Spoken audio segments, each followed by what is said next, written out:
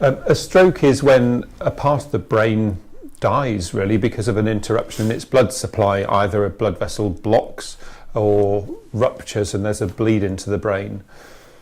And as a consequence, there are things that you can't do as a result. Why is my left hand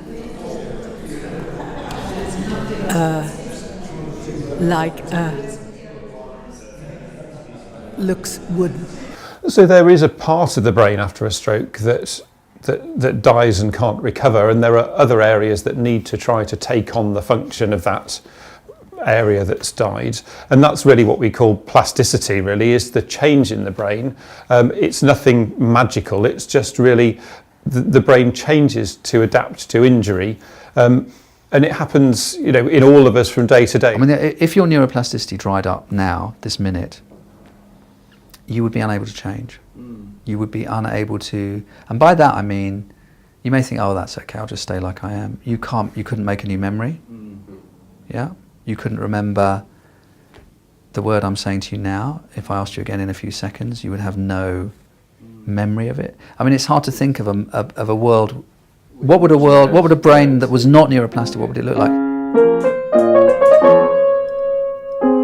It's just through experience, the brain changes, the chemicals in the brain change, and nerves can sprout and grow to try to recover as much as possible of the function that's been lost by this area of brain that's died.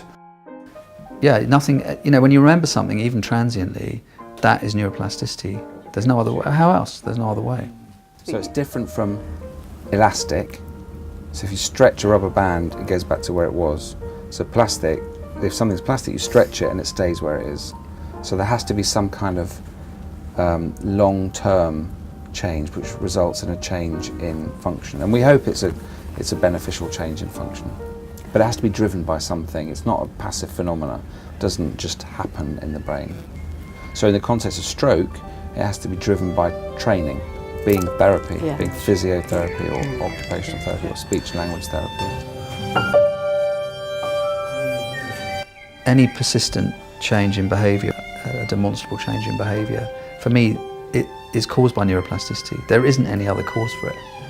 If I do something to you and it changes your behaviour consistently and predictably for a period of time, which could be seconds, minutes, hours, days or weeks, or months or years, that is driven by neuroplasticity. There isn't another mechanism. So that is why for us neuroplasticity is just basically synonymous with learning. All brains have the capacity for plastic change. Now, the post-stroke brain has the capacity for plastic change in the surviving brain regions and networks. Okay? So therefore, any chronic stroke patient can learn a task. So if you practice a task over and over again, you will probably get better at that task. So they can always be improved. Now the limit is probably set by what we were talking about before. If there is a movement that you can't do, you absolutely, you have no movement in your hand, you can't get better at moving your hand because you can't practice.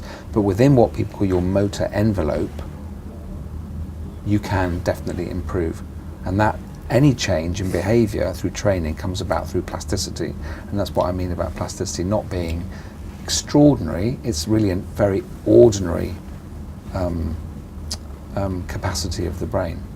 I think the key point is that you can take people who've been told that they will have no further improvement, and in quite a few of them you can really move them on. You can really move them on in their ability to do things that they thought they couldn't do before with quite intensive rehab.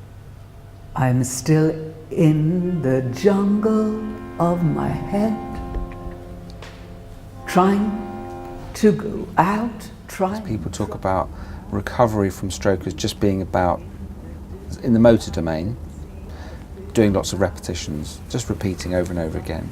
But actually I think it's much better to think about rehabilitation as education. And I think that makes it much more explicit that rehabilitation requires learning, but a key component is expert tuition. So you need someone to show you what to do the assessment of what is wrong, why the arm or the hand is not working properly, and then to be the tutor to pass on that expert knowledge to the patient to show them what to do. But then they have to be able to take that forward. So just to use the tennis analogy, you wouldn't say to a young Roger Federer, well, here's a tennis racket and here's a couple of balls, go out, just go in the park and knock them around and I'm sure you'll work it out, Roger, you'll become a great tennis player one day. That isn't going to happen. So he's going to go to his coach, they're going to say, right, we're going to work on serving to the left-hand court or something. So I'm sure they'll do video analysis, they'll slow it down, they'll look at all the joint angles, exactly how that limb is moving, they'll say this isn't quite right and that's why the ball's going over there. They'll correct that. So that again needs to happen in rehabilitation of an arm and a hand, for example. So that's what we call at the level of impairment. Work out what's not quite right, work out what you need to do to correct that. But then you need to, the aspiring tennis player then needs to go and practice that over and over again. Same with a stroke patient. Then they need to go onto a court and practice it, right? And then eventually they need to go and do it in a competition, and that's real life. In the Camden workshops where I'm working at the moment, we have a woman, and slowly she is smiling. She will offer things to the group. I mean, actually, it's been the most moving and amazing process to watch and to be part of. The clear blue sky, white clouds on it, so blow away. So yeah, exactly. You know, when you've had your aphasic stroke, obviously, well, generally it's the first time it's happened to you, and it's like, obviously it's a horrible shock, and how you're going to work your way out of that. You could work your way out of it with somebody who's also never seen it before, but it would be much better to have somebody who's seen it hundreds of times and go, okay, I see where you're going with that, but why don't you try this? The idea that you could switch things magically back again is a bit like the idea that you can magically learn anything without putting in any effort. If the brain was amazingly neuroplastic and had a lot of extra resources and a huge amount of redundancy, which it doesn't have, probably because of energetic principles, frankly, it doesn't make evolutionary sense. It would be nice if we all had, 50% of our brain sitting there just like a spare battery waiting. That would be great. But energetically, that doesn't work, and evolution hasn't produced brains like that. Your brain is not a limitless resource, unfortunately, and as we found out, as you get older, some things get a bit harder. Propanomonomia is very common. So some things become more of a stretch. Other things that are highly overlearned, like your musical ability, you will actually use less neural resources on that. Our brains are not limitlessly plastic. You can't kick it really hard and just wait, or train it, and you can wait. And I'll just say, oh yeah, like I said, it'll be 1 year, 2 years, 5 years, 10 years, and you'll be back to where you were. That would be, if it was truly limitlessly plastic, that would be what would happen. But we don't see that, so we mustn't be we mustn't overplay our hands too much. But when we see constant or demonstrable behavioural change that can be provoked by certain practice things, then that's encouraging, right? And there are all sorts of ways that could play out, different pathways. So it's this network idea, or the sort of concept of the tube map, where King's Cross goes down, but then eventually you learn that first morning when King's Cross goes down, you probably make the wrong decision, but then you go home the next day, you go on Google Maps, and then okay, this would have been a more efficient way. But even that's trivial, because then you learn the best path very quickly. But if it was more complicated, more organic than that, it would take a while. I'm in a dark black hole. I'm in a dark... We know that there are parts of the brain that bring together motor and cognition and all of these things, and they're not things that you can really single out in isolation. And it may be that through creativity that you're sort of refreshing those bits of the brain that other therapies can't reach in some way.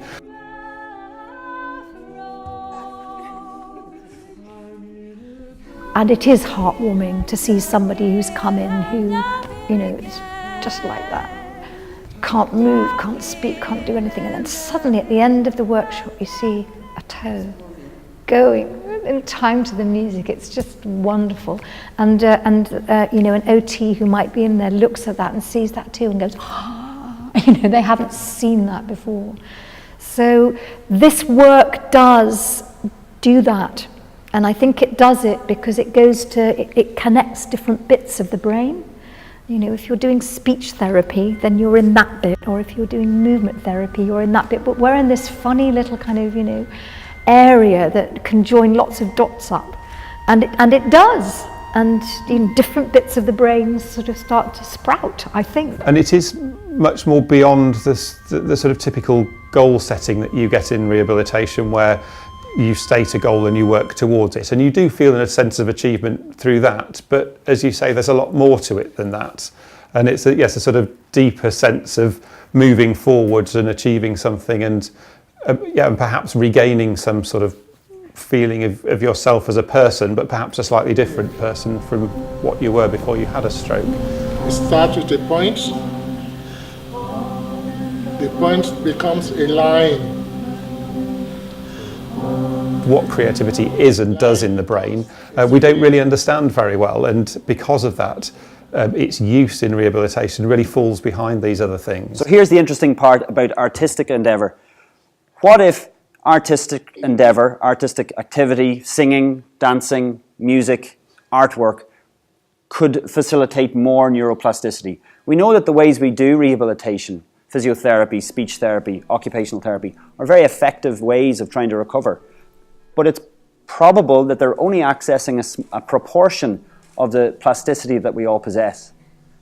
Artistic activities, we know, engage more parts of our brains, engage association areas in our brains, in the cortex and in the subcortical areas of both sides of our brains, much more than repetitive exercise will.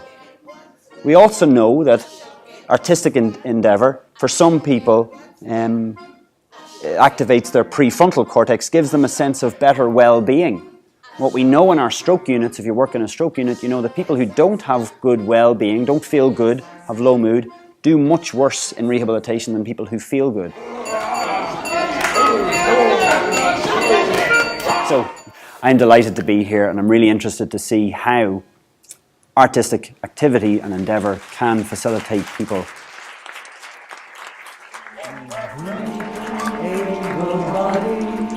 I can talk and I can walk and I can sing and I can dance and I can skip and I can flirt. The idea that you could switch things magically back again is a bit like the idea that you can magically learn anything without putting in any effort.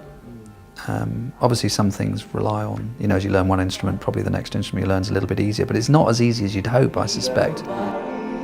I dream, we dream, able-bodied, we dream, able-bodied. It's not like, oh, I've learned the trumpet, I'll do the bass guitar next week.